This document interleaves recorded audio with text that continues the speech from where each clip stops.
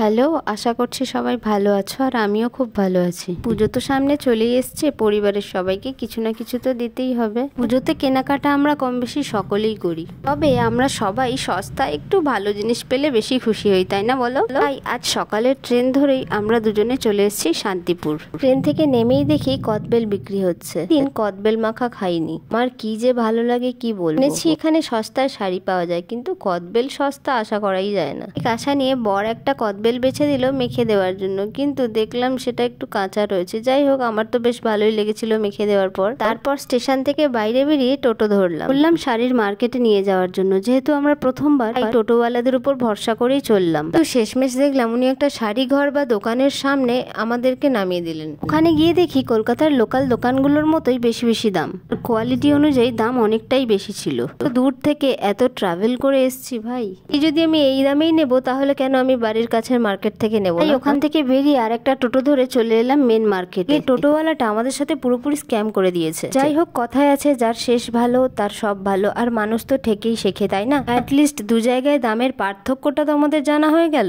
সামনাসামনি দুটো মার্কেট রয়েছে, একটা ঘোষ মার্কেট আর একটা হচ্ছে তাঁত কাপড়ের হাট। দু জায়গাতেই কাপড়ের কোয়ালিটি ভালো এবং দামও তুলনামূলক কম। আমরা প্রথমেই চলে এসেছি ঘোষ মার্কেটে। মার্কেটের ভিতর ঢুকে দেখি প্রচুর প্রচুর দোকান।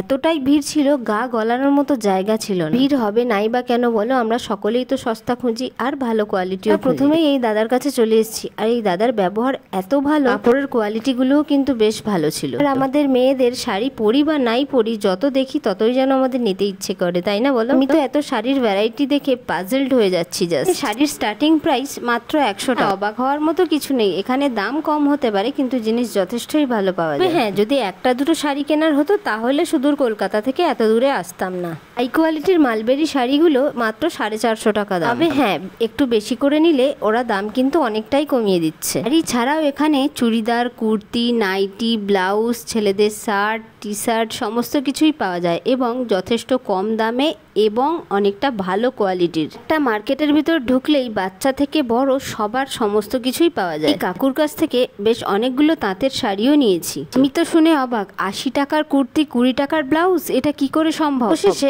আমাদের কেনাকাটা কমপ্লিট। যাচ্ছি, টোটোয় উঠবো বলে যাব স্টেশনের উদ্দেশ্যে। স্টেশনে এসে দেখি ট্রেন 1 ঘন্টা লেট। এখানে নাকি দই খুব স্পেশাল একটা, তাই দই নিয়ে নিয়েছি। আমি দই খাই, তোমরা সাবস্ক্রাইব করো, বাই।